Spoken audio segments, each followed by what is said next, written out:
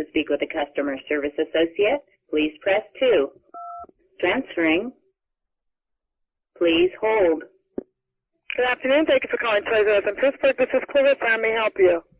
Ma'am, I just called, and I was on hold for 75 minutes. 75 minutes? Yes, ma'am, and I just called back now and just got you within 2.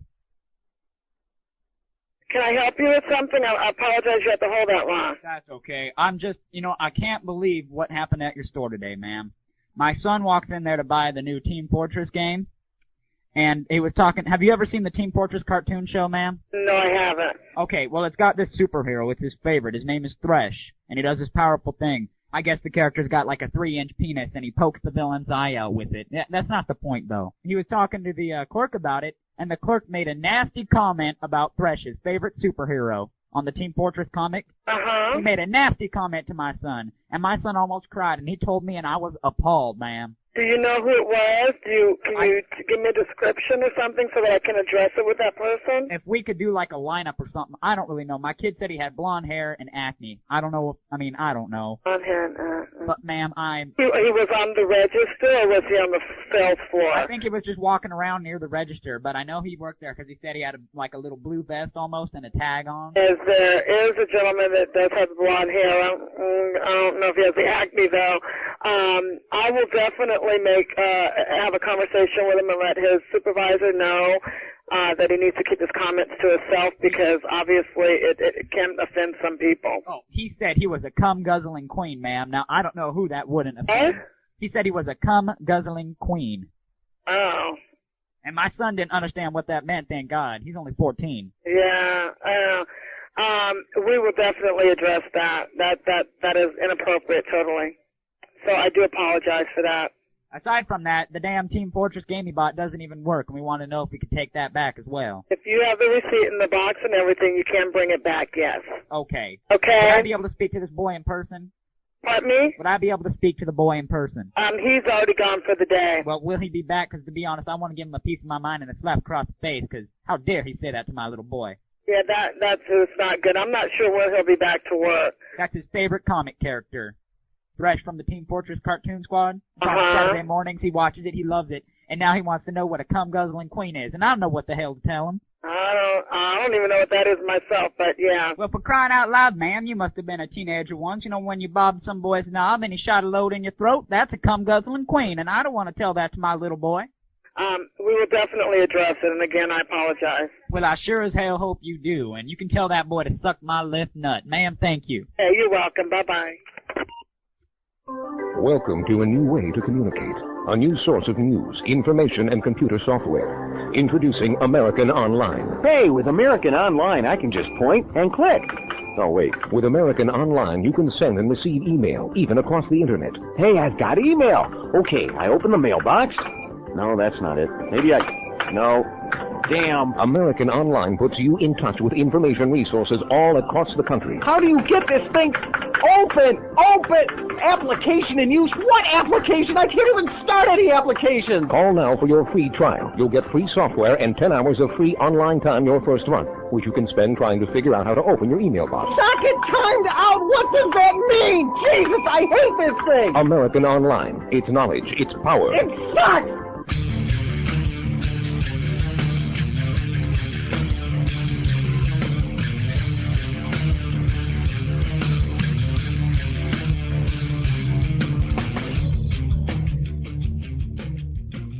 Hey there, kiddies. It's your favorite Captain Emmy coming at you on June 17th, and I think I've got a good show for you today.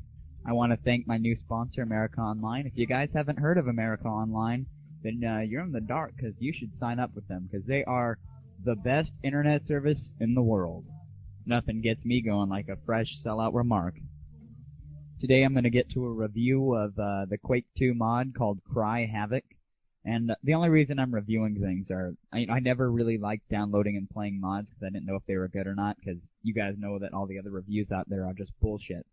But I got a lot of emails saying that you guys are basing your downloads on what I have to say a lot of the time, so I'll review the mofo.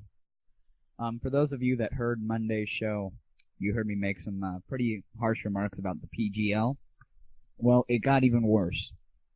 A listener sent me a URL, and it's www.deathrow.co.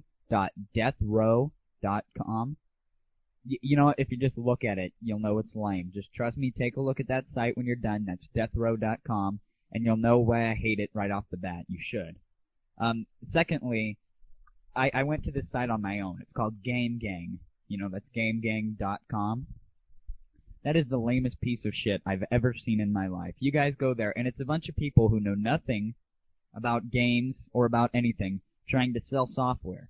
And I mean, we're talking they've got games. I mean, you're talking like Quake for $50 still, or Unreal for $55, and yet you can get it at Walmart for $20. And that's another thing. What the hell is Walmart doing carrying Unreal? The bottom line is GameGang.com and DeathRow.com both get my award for lamest site of the week. You stupid dick. Today's Stupid Dick Award goes to id Software for ditching Quake 3. You stupid dick.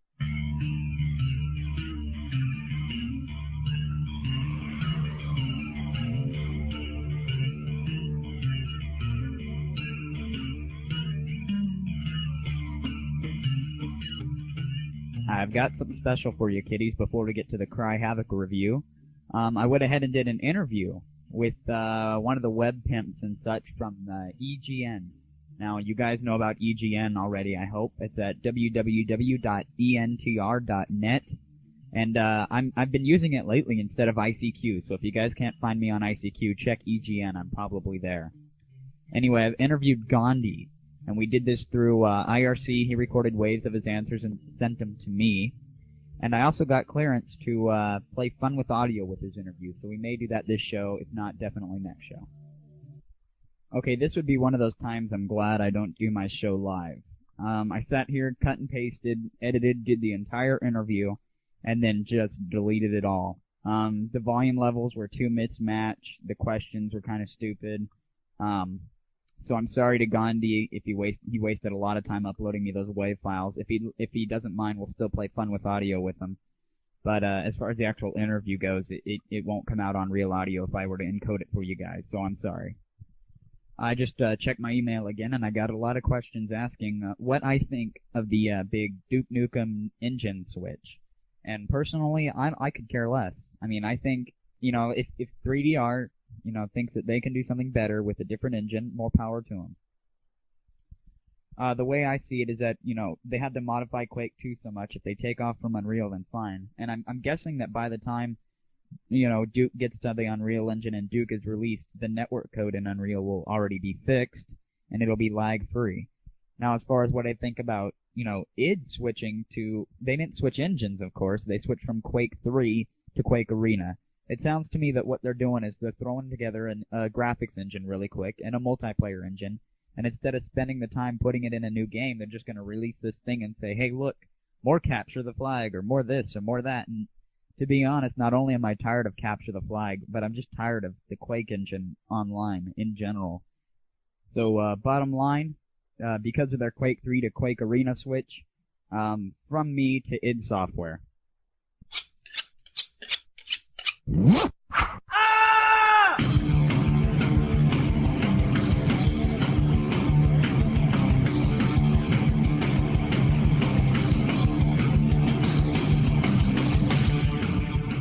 Yeah, I know I've played that song before, but it's my show, I can do what I want.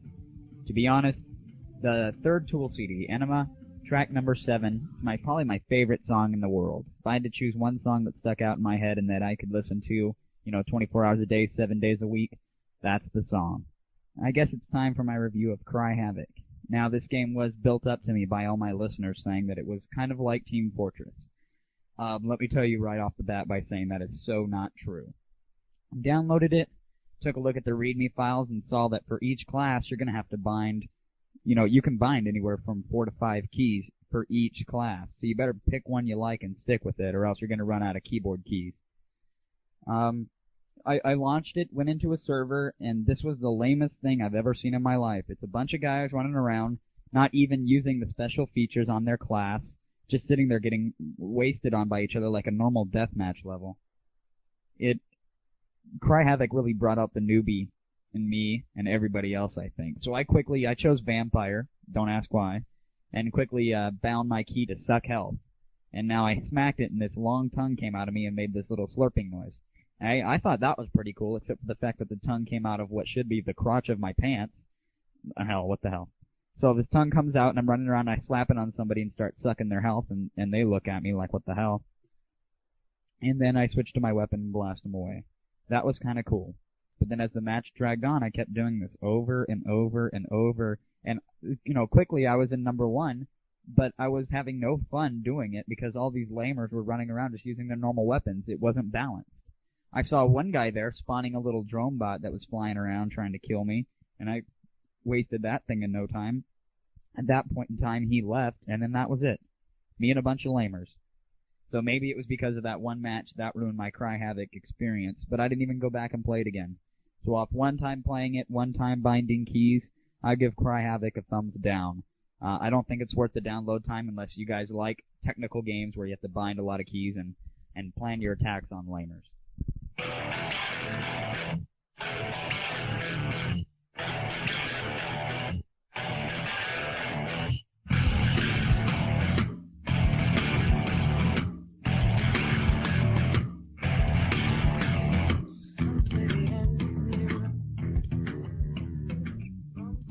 So there's probably a lot of you sitting there right now going, well, great, what the hell? I was going to download the game, and now I'm not. Well, I appreciate you listening to my opinion. You don't have to agree with it, but, hell, I give you an alternative, my friends. It's a little game called Grand Theft Auto. It's really not reviewable in the sense that it uses an engine kind of like the Take No Prisoners engine, the top-down, but it reminds me a lot of the game Postal, just in the fact that, the whole object is to steal stuff, run people over, and kill them. Now, although the actual shooting and chasing after bad guys in this game kind of sucks, the driving the cars and running into people and things is very fun. And some of the missions are just out of this world. So you might as well just go download the demo and see if you like it for yourself. I mean, it's pretty fun. So it's called Grand Theft Auto, and you heard it from me, kiddies. It's pretty good. A quick rant about the email situation really quick. I haven't been responding to most of it lately, and that's simply because most of it goes like this. We want this and that. We demand a share in that and most of that, some of this and fucking all of that. Less of that and more of this and fucking plenty of this. The other thing, we want it now. I want it yesterday. I want fucking more tomorrow. And the demands will all be changed then, so fucking stay awake. I can't exactly please everybody. A lot of people want Hector back. A lot of people want to see him decapitated. However, I've decided I will, in fact, bring Hector back. Not on today's show, but he will be back. I don't know. It's probably going to be something... It might have to do with that Fun with Audio sketch yet. I haven't exactly decided. Hector will be back. Of course, Dave will be back to his good old antics soon. And that interview with Mom, I promised, is coming quicker than you think. No more shout-outs for me, too, by the way. I decided that was, it was always my most dreaded part of the show, although it brought the most, email in for some odd reason. I think just because people wanted to hear their name on the show. But no more shout-outs unless I have a real good reason to. And right now I do. I want to give a shout-out to Stonefree.